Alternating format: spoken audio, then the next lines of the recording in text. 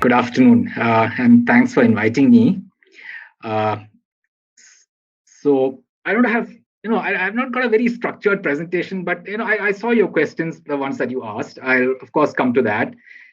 I'll briefly give you an overview of where media is today. I'm sure you would have heard it from others who came from the media to talk to you, but let me give you a little from my perspective. It could be a little different from what others have to say. Um, I'm constrained by the fact that, as Sripanna said, I've been 26 years with the Times of India. So I've practically been born and brought up in Times of India. So I have my knowledge of things beyond the Times of India is somewhat limited. Uh, for some reason, I again focus more on my readers than competition and others. So I'm not very sure what are some of the columns and things that some of the other newspapers do, except Economic Times, sister publication, all that. Just keep in mind that I'm a little constrained by some of those things. The whole Times of India thing, I've been primarily a print person, though in recent years, of course, without digital, you can't escape that. So some experience of digital, of course, I have.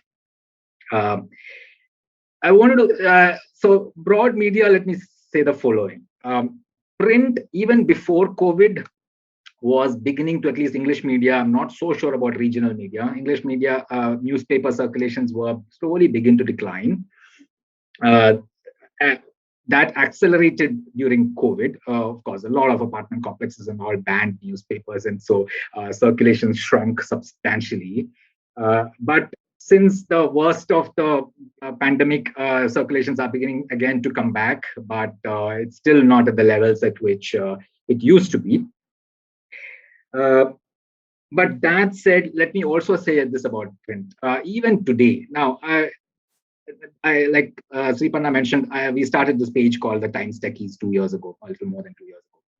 And, I can tell you this, at least, even, not just Times Techies, I mean, generally on the business pages, from whatever we hear from companies, because we interact a lot with companies that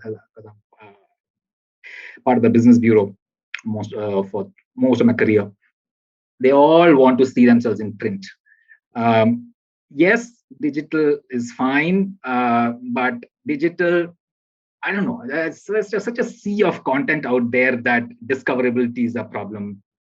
Print is on your face. If it comes to your home, you will most likely flip through the pages and you'll notice the articles. So even Times Techies, we hold a Times Techies webinar every Wednesday, but honestly, I mean, most of those people who come for the webinar are more excited when they see that same thing when it is summarized the following week in the newspaper.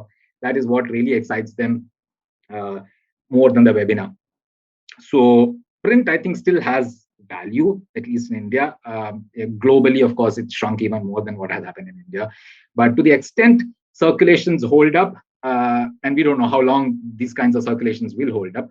Younger generations are, of course, taking to it less.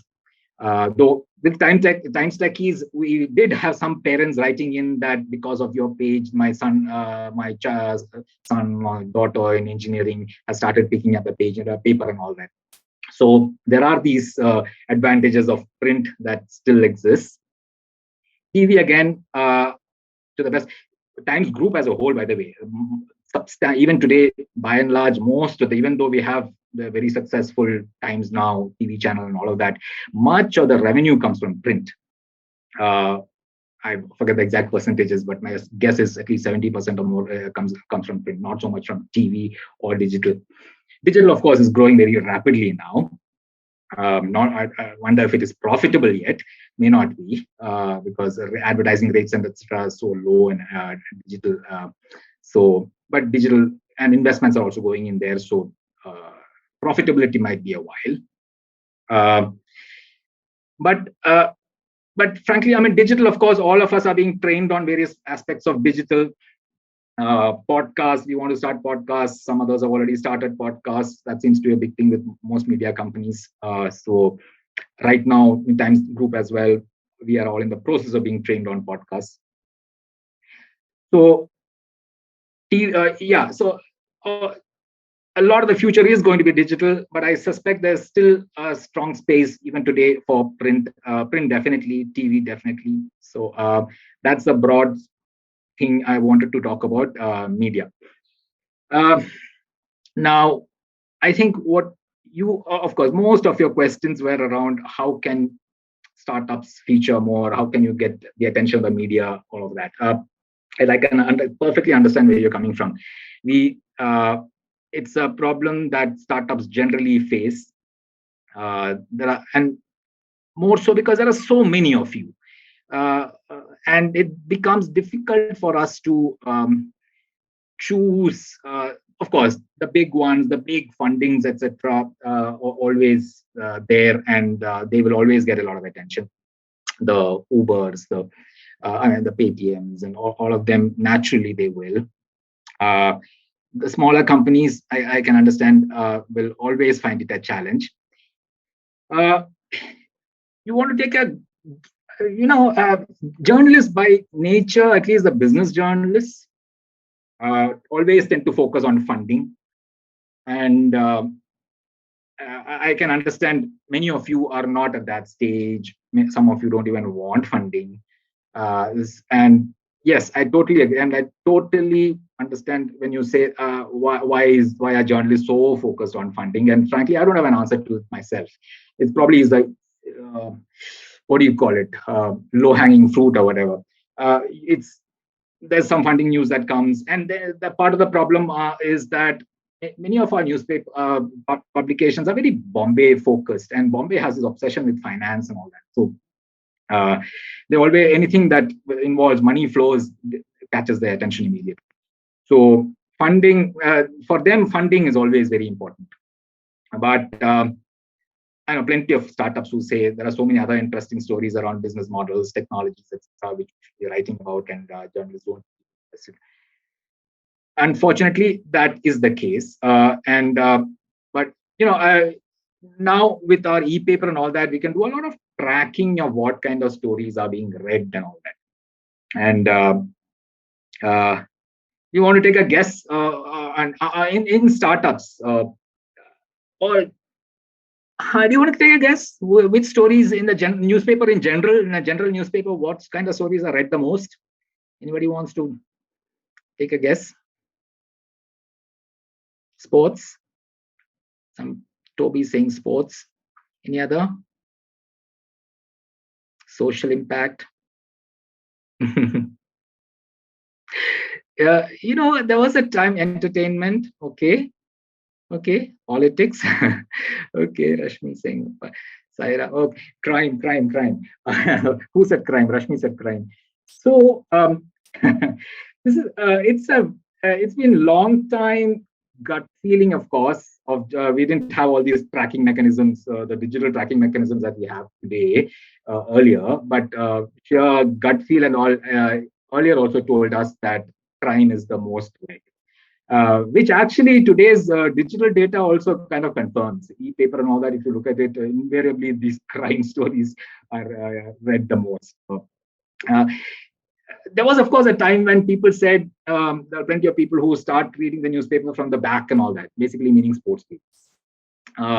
I think something has changed with sports reading habits with the advent of online and all that. My own tracking of e-paper data tells me that sports is now one of the least read. My guess is cricket, of course, in India is still, but even cricket, it's only when some really big news happens, something around some Virat Kohli doing something or some big match that we won. It's not like every sports item is read, every cricket item is read very passionately or anything. At least based on e-paper. E-paper is a little limited data, but I've been tracking it for years to tell me that there's some consistency to it. And I think it comes from the fact that many are watching sports today online while it's happening. So they don't have any particular interest in reading about it all over again the following in the newspaper. So I think the sports readership in newspapers has fallen a lot. But like I said, crime. And then the interesting thing about all this digital data is that you can figure out. Okay, if after crime, if I have to ask even internally within the amongst journalists, what is the second most read category of stories? Uh, and just like all of you did, you would get very different answers. One of the things that this digital data told us that and at one level it was very obvious. So I don't know, and it's something that all of us complain about almost every day. Before COVID, not during COVID, of course, changed some of those things. But now, of course, again, it's coming back, which is mobility. Uh, Road issues, transport issues. We always are complaining about commute issues in Bangalore. I'm in Bangalore, so I can talk very confidently that the second category of most read after crime was mobility issues. I remember there was even a when on a 12th page or something, even a little small single column item about uh, how the time to travel between Bangalore and Chennai had dropped by 1 hour or something because of something. I forget. Better highway, I don't know what. That was one of the most read, even though it was buried on the 12th page or something like that, or whatever page it was. So that helped us. Once we figured that out, we actually created a mobility reporter. Uh, and that guy became really prolific because there's so much to do. So what I'm saying is now it's helping us determine what is being read, what is not, and all that. If you look at the business pages on the startup category, I won't ask you to take a guess, but you know what? In a general newspaper, I'm sure it's true for even the pink papers. Right now, funding stories are the least read, amongst the least read. The reason is that there are so much of funding happening. Every second startup seems to be getting funded. So that novelty is completely gone. Nobody care. I mean, now the people don't even distinguish between a 20 million and 150 million or 200 million. It's all the same to them. One headline says the only difference is the name of the company, the funding amount. That's all. There's no other novelty in those stories at all. I'm not saying those for you, that story might still be important if you're looking for funding. What I've heard from anecdotes about how this company in fintech was telling us some time ago, how a small story about funding that the company got from somebody actually caught the attention of some Japanese investor who came back and contacted this company, and then again they funded and all that. So I'm not saying funding stories are of no value. It is for you. It could be, but for a general audience today, I can tell you, for the Times of India kind of audience, that those funding stories have become very boring. They become very routine. Every company is getting. The kind of stories that really people read, people love. Um, Startup. You want to take a guess? Anybody? uh, I know it's not. It's the most read invariably are these personal challenge stories, the personal stories, the kind of difficulties that you went through in creating that startup, in building that startup. We used to carry a series. This was a while ago, not in this latest phase of funding boom, but in the previous funding boom. I think we were doing it almost every day. This is a continuous series on picking a startup and doing those personal kind of stories. And invariably, the kind and it was stories like, I barely spoke to my spouse for 3 months. I barely saw my kids for 3 months. I almost gave up in the third month. I almost ran out of all my life savings. I thought of committing suicide. So those are the stories that really work in terms of a reader interest. So if you or uh, you should find ways to tell them. I mean, the ultimate, it may not be. I don't know how interesting that be for you if you're looking for funding. It will have to be based on what stage and what kind of attention you're seeking. But in terms of sheer reader interest, invariably those get a lot of. And then, of course, a lot of there is definitely interest in business model stories, the tech behind it, and all of that. Unfortunately, there's not too many journalists very focused on all of this. Part of the problem with the daily newspaper journalists is that they're all the time looking for that quick news. And funding, of course, becomes a quick news. Okay. Everybody's kind of under pressure to quickly deliver a story a day or 2 stories a day and those kind of things. And then those funding stories become an easy thing to put out. Understanding business models, understanding technology requires a person to sit with somebody, understand, takes time and all of that. So many of these daily news reporters don't have the patience for those kinds of conversations, and I can understand that's a challenge. But ultimately, it's a lot of it is about relationships. We, of course, for anything that we do when it comes to startups, we look for some kind of third-party authentication, somebody vouching, somebody credible, like NASSCOM Deep Tech Club, or even IIT Madras, or some major venture capital fund or a PE fund or something. So that authentication, of course, helps in catching our attention.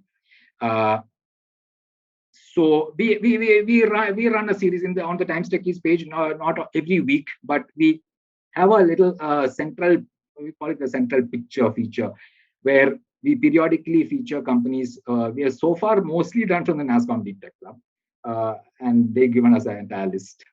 But we are definitely open to featuring companies from, let's say, this incubator here and all of those. But I don't know how many others publications have that kind of course, you will find the Your Stories, of course, in digital media where they have plenty of space. Of course, you can probably easily get in to those. And the newspaper side, I don't know how many. Of course, Economic Times is also reduced. I mean, they used to, of course, they have a startup page, a disruptions page, and all they call it. We used to have a startup page during the previous funding boom. Then we stopped it at some point. But now again, we are thinking of this Times Techies itself. We're looking at a second page of Times Techies starting next month, which will, I mean, partly the idea is to focus more on startups. So you'll have to look for where, like I said, I don't know enough about some of the other publications, so I can't talk too much about them. But you'll have to look at which are the publications that take startups seriously, which journalist does what kind of stories. So, I mean, it's not like all journalists are these daily news reporters who are focused on quickly. There are people who are interested in understanding technologies and business models and all of those. And these kind of spaces are there in pages like Times Techies and all, where you can feature yourself. And like I said, relationships, ultimately a lot depends on relationships. I found, frankly, there should not be any, the person who gets 70 million funding or 150 million funding should get more space than somebody who gets, let's say, 20 million funding. But honestly, I mean, that's not how it works often in practice. Just because that person who got 20 million has got a better relationship or found a way to find a better relationship with this vendor, that person ends up getting publicity. So those are, I noticed somebody actually how to, one of the questions was also that, Savita does how to bring emotion into your business story. So that's what I said, emotion, those emotion kind of stories are really what readers love, general readers. The pure investor community might look for funding stories. They are, I mean, I think startups all there. I mean, when you realize that somebody has funded, then others get interested. Okay, at least somebody has authenticated this one. So broadly, those are the things I wanted to talk to you about. I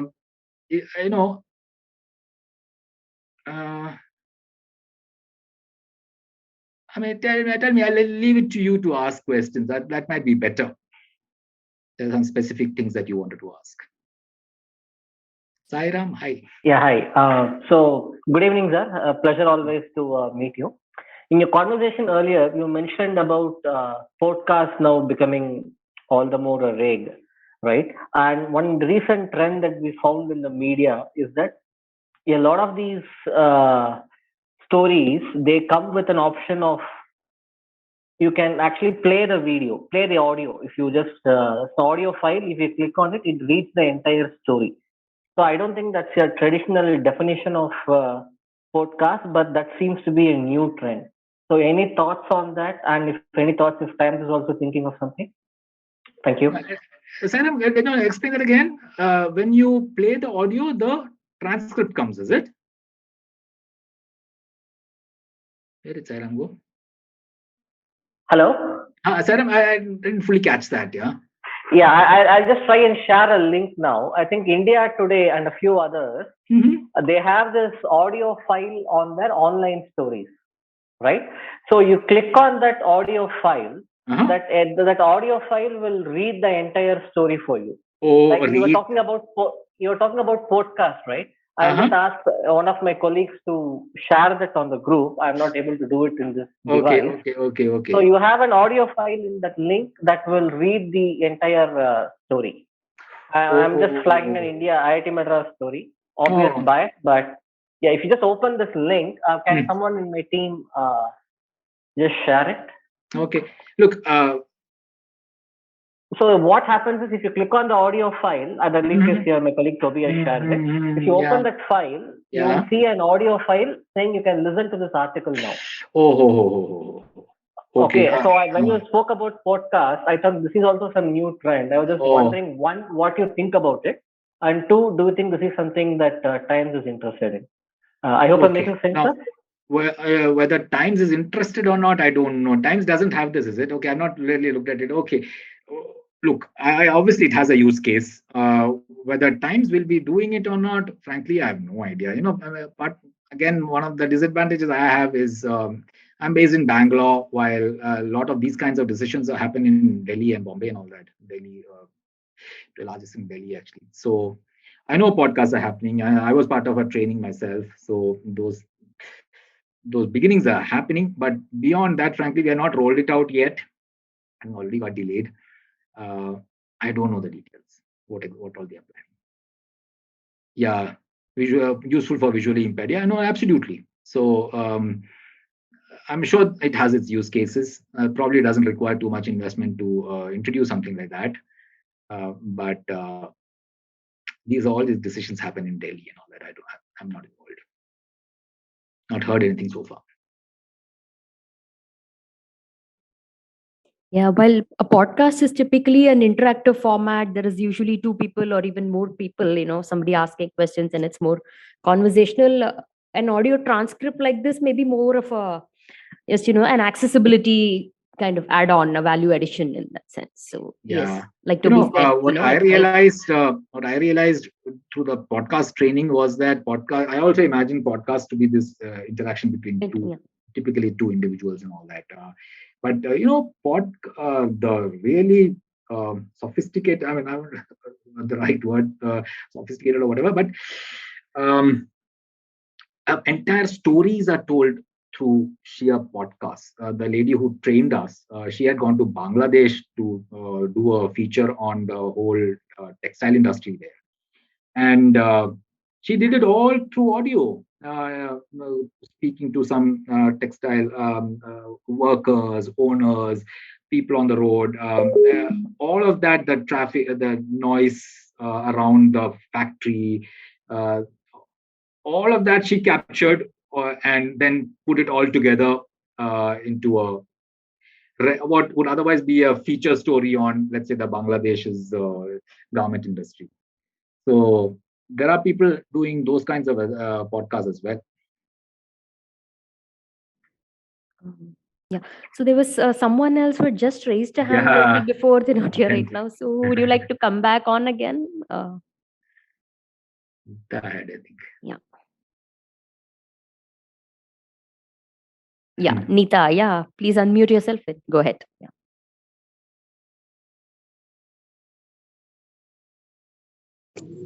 Yeah, hi. I work at timesnownews.com. So this feature about which you people were talking, most of the media, digital media, have already started implementing this, and even at timesnownews.com we have this feature. So This audio feature you're talking about? yes, yes. What Sairam was doing. Yeah, and my question is like, as we are talking about the human interest stories related to the entrepreneurship, like entire thing. So, do you? I mean, I just want to know your idea on it. Can these people like entrepreneurs can use the influencer in YouTube channels? Like there are various influencers in YouTube channel, so they can reach out to the people through uh, those kind of channels as well, apart from media. I guess so. Frankly, Nita, I'm not very familiar with that space. Therefore, I don't know. But Mhm. if there are YouTubers who focus on doing these kind of life stories and all that, then I'm sure the thing is to reach out to them and find a way to reach out to them. And yeah, but specifically, I don't know who is doing something in the Mhm. space. I'm sure there are. Yeah. Sure. Hmm, Yeah, thank you. hmm. Thank you, Neeta. Yeah, there are actually some YouTubers who are doing podcasts. They're focused on actually entrepreneurs itself, startups themselves, and some are even doing regional language vernacular podcasts. So if you do really find a space or a YouTuber that you can particularly connect to for some reason, and you find it a good fit, I think they should go ahead and there's no harm in exploring. So yeah. Anyone else? You have any other questions to go next? So.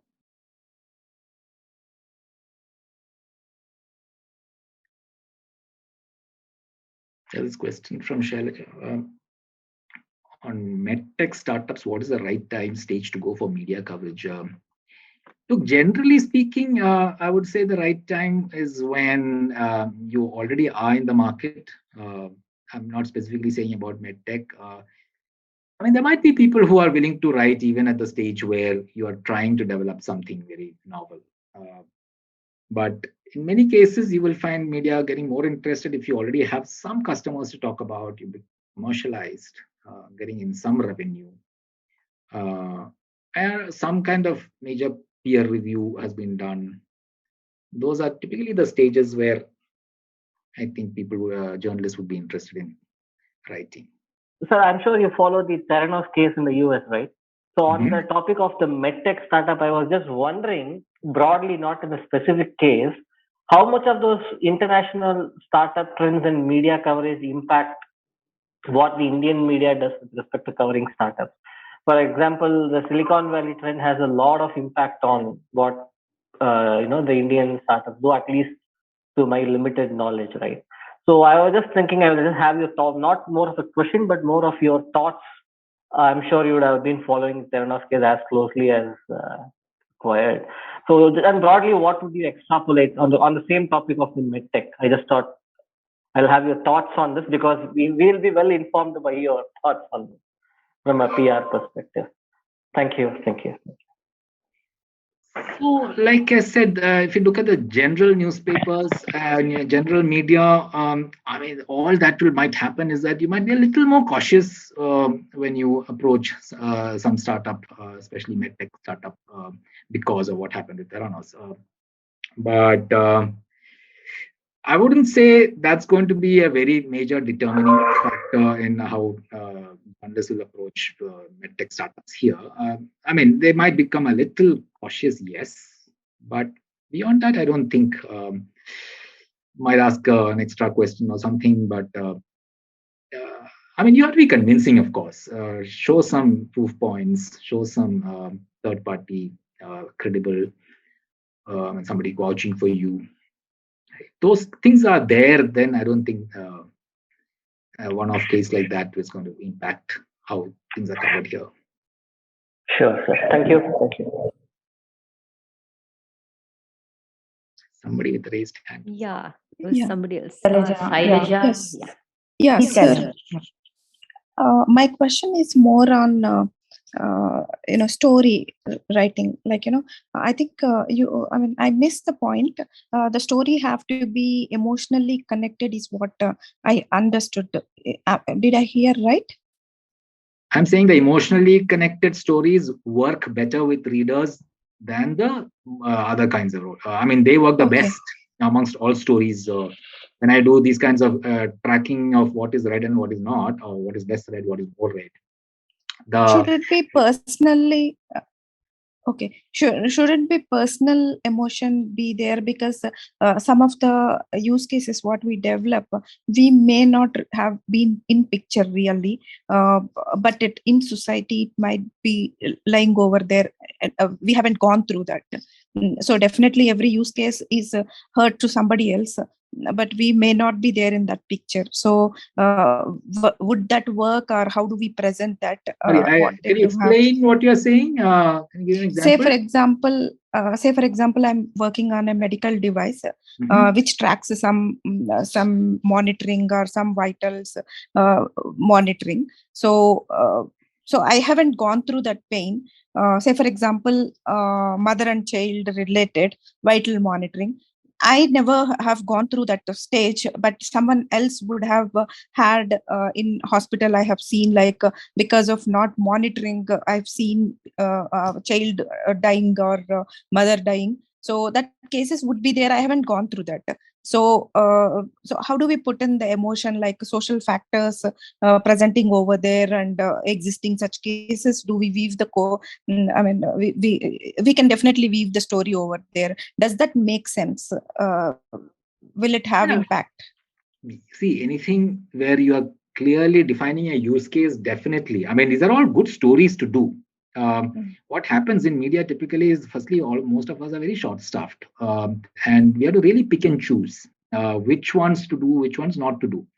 I can't handle my official email ID any longer. I've given up trying to handle it because the sheer numbers of requests that come, you just can't.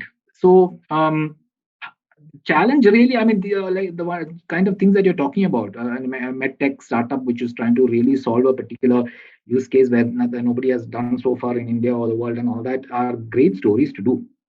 But how do you convince a journalist? There are others also doing. There are plenty of medtech startups who are all trying to do.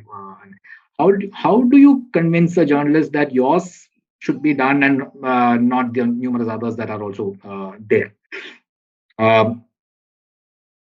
So that is really the challenge. And frankly, a lot of this, like I said, depends on the relationships that you build.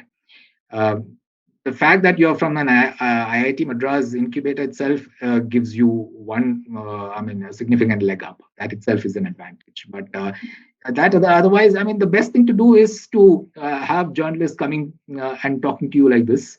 For instance, now if one of you were to send me a mail and say that you would like to be featured, I'll find it difficult to refuse because now I got to know some of you, and therefore I'll certainly look at you more seriously than I would previously have done. So it's really a matter of, getting, especially journalists in Chennai and all that, to have interactions with you, and that's more important than anything else. Networking in relevant absolutely groups. That's so networking. Like I said, for me as a journalist, there will be multiple medtech startups coming to me and looking for coverage. Now, I have only this much space that this much time I can devote. So which one do I pick? And that's where ultimately relationships play a big role. I'm not sitting and doing due diligence on 10 medtech startups to figure out, okay, finally I select one or something like that. I just don't have the capability to do something like that. Maybe some of them, Indian public media organizations generally are not into that very journalists having focus on one particular area and things like that. If there's a media house that has a journalist who's very focused on media, let's say medtech, then maybe that person will take a lot more time to evaluate and all of that. In general media, that's not the case. We are covering practically everything. So then how do we choose? A lot of that depends really on relationships, and of course we'll want some credibility, somebody vouching for you, somebody. Those things are there. Probably a customer or two, or those kinds of things will be important. Thank you so much. So yeah, we have a question in the chat box next. So somebody has asked, so How much print media is playing a role in creating the startup Startup culture? Or do you think print media can play a static role in enhancing the startup culture in view of their due to entrepreneurship? Without a doubt, we are. I think we are doing that. What has happened? COVID really impacted our media budgets phenomenally. So we had to cut pages, we had to cut staff. So we were in media in general were in deep trouble till some time ago. Things have improved a lot, especially for bigger organizations like the Times Group and all that. I think our revenues are almost back to pre-COVID levels. But that may not be the case with a lot of other media. I think there's a lot of consolidation happening. So we had a big startup focus between 2011-12 to about 2016-17. Then, of course, when that there was a funding slowdown happened, we again kind of slowed down. Right now, the challenge partly has been this whole resources issue. We had cut pages and all of that, so to cut staff as well. So doing more startup related coverage and all that had become tough for those reasons. Not that we did not want to, but some of those things are improving now. Like I said, resources are getting better. We're beginning to hire people as well. So as and when that, so right now, of course, again, huge startup boom, as all of you know. So I think Economic Times, I think, has a big focus there anyway. But there also, I think some staff cuts are happening. More digital probably. QI, like I said, again, but yes, absolutely. I mean, I think it plays times. Media plays a big role. Print in particular plays a big role in convincing parents and all that about entrepreneurship, which was done a lot earlier. I think we're beginning to see more of that now.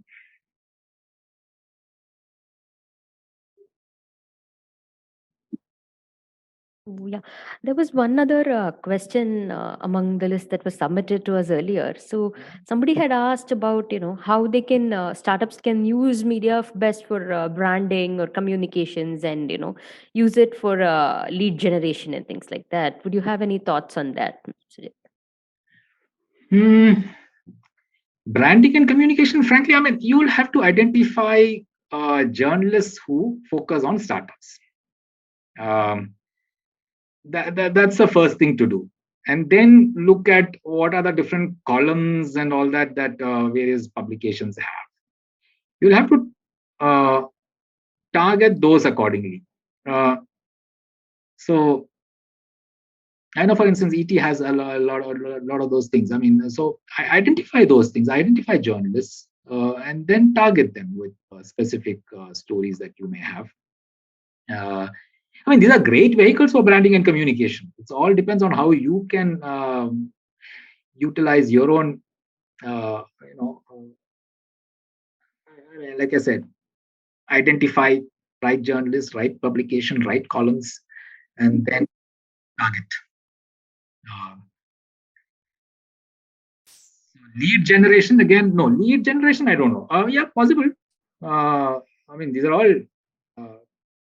I mean, the amount of publicity that you get when something appears in some of these publications is enormous. There's no reason why you should not use it if you're at a stage where you require that kind of publicity. So don't hesitate utilizing your connections, your IIT branding, and all of those. From your own extensive experience focusing on business and tech, and having said that, you yourself, like, you're inundated with so many requests on a daily basis. So is there any specific tip that you would say that would specifically, if somebody is trying to get their story out, what would really get your attention, apart from, of course, the human interest angle that we've previously talked about? Is there anything in, how they, in their opening line or the subject line, what would, specifically get your attention that would make you open that one mail among your inbox? So is there anything that you can So share on look, I mean, the one answer I would immediately give, look, I open all of Sairam's mails. So, for instance, if Sairam, so I mean, that's what a lot of younger PR people also do. I mean, since I've been there, I know some people, some of the senior people in PR companies and all of that. So the trick is to use somebody who I might know to.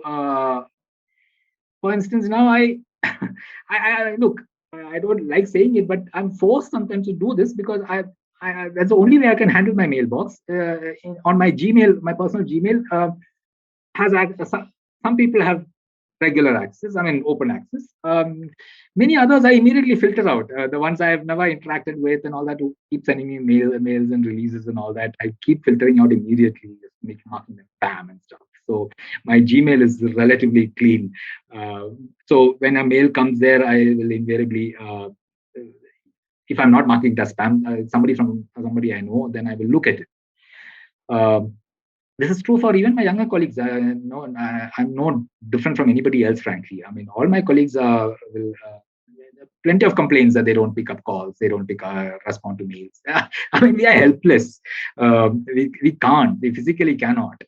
So the best way, some ways, is to come through people who know us. In which case, at least we will open those mails and look at it.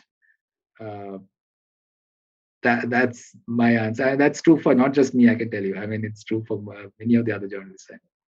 Yeah, true. I think it's best to, leverage what network you have and, always. Yeah. Even in PR agencies, Yeah. the younger people in those PR agencies will use some of the senior people there who know me to kind of reach out and stuff. Yeah. To find someone who knows someone and yeah. Yeah. I guess that's where LinkedIn and all are making all their money. It's all about networking and relationship, I guess. Yeah. Especially the bigger companies, of course. I mean, whatever they say makes news. Infosys and Reliances and Vijay Shekhar Sharma and all. I think whenever they open their mouths, I think we are giving them coverage. But yeah, when it comes to smaller companies, it's always a huge challenge. But if you have good stories to tell, you should definitely attempt. So there was another question, like, how does media help in customer acquisition? So do you have any thought on that? Sorry, media? How does media help in customer acquisition?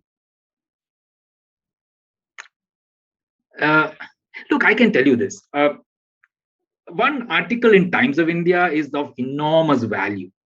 Whether it is to build your brand, whether it is to acquire customers.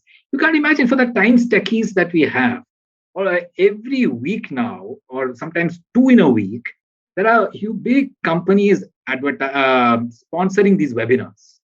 I mean, you name them, they all so many and some of them are coming to Times of India for the very first time because the Times Techies page has caught people's attention.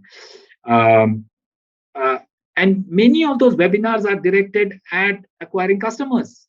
That's the single biggest reason. And the other big reason now, of course, because of all this talent issues, everybody's trying to acquire, salaries have gone through the roof, and everybody's trying to get those talent people and all that. Everybody's keen to build their brands so that parents and engineers and all recognize those brands. So two big reasons why they come to why these webinars are getting sponsored. And like I said, more than the webinar, the next week's paper coverage is as important or more important than the webinar itself. Is surely these two reasons, either acquiring customers or acquiring employees. So media is of enormous value, and bigger media will invariably be of bigger value. I mean, it depends on who you're targeting. Now, Economic Times, for instance, may be more valuable for a sheer investor point of view. If you are looking for funding, then, or if your entire focus is on some enterprise customers, then maybe just Economic Times is good enough. But if you're looking at a larger consumer base, the ordinary set of engineers who are trying to attract into your company, or a mass base of customers that you're looking at, obviously Times of India is a better place than some of the business papers. But they're definitely deriving a lot of value. Okay, thank you. And that's the reason why we get so many mails as well. I mean, everybody recognizes that, which is why.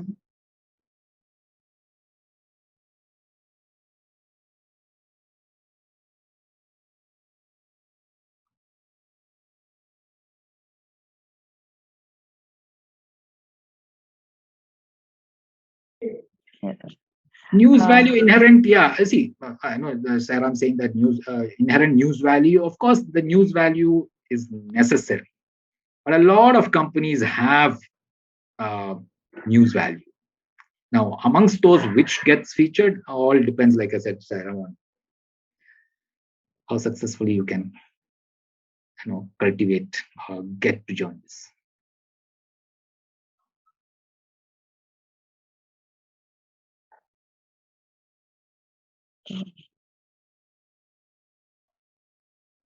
Any more questions? And collaborate with showcase their value. What are some of the podcast channels?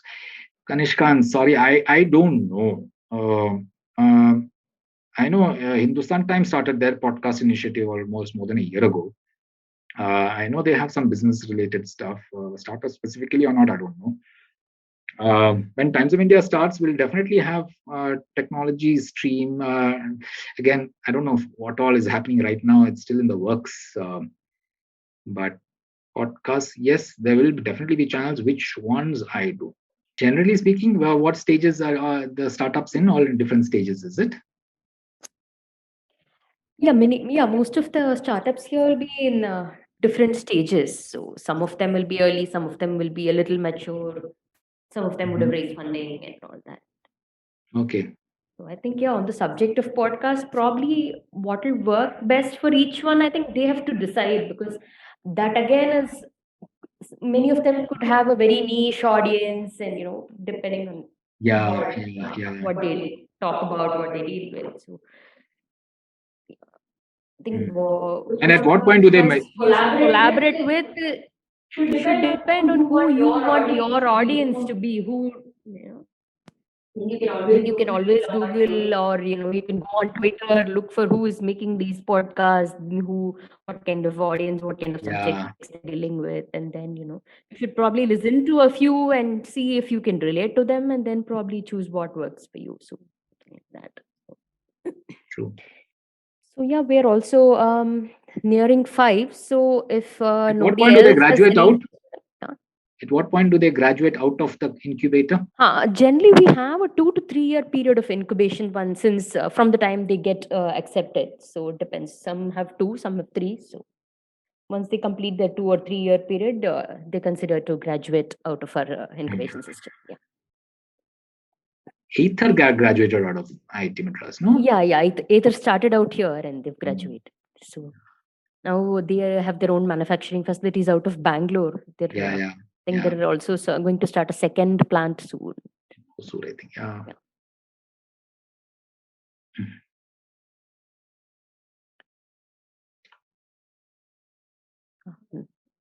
Yeah. So if anyone else doesn't have any questions, if no one has questions, I think we're also nearing 5. So we'll probably close in a couple of minutes. So anyone else wants to go before that? So.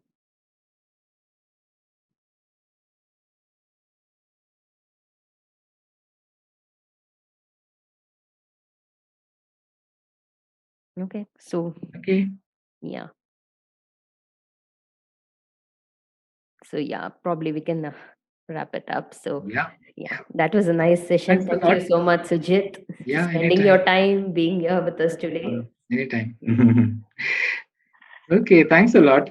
Thank you, all of us. So these are All the startups best. from both our IITM ecosystem, and also many of them are from our partner incubators, which are other colleges we have partnered up in recently in 2021. So we have MOUs with these other colleges like from Salem, Trichy, etc. So we're looking out to expand the entrepreneurial ecosystem beyond Chennai. So many of them are now coming here from other cities. So we have Okay. quite a few of them in the audience also. Thank you all for joining us. So we'll keep you posted on other future sessions. So for our IC incubated startups, Shriparna will, as usual, be sending out a feedback form once we close the session. So do let us know your feedback and suggest any other topics for future sessions. So meet you on soon when on another session. Thank you so much, Sujit. Thank you, Okay, thank Sairam you. and Footprints team for connecting us with Mr. Sujit.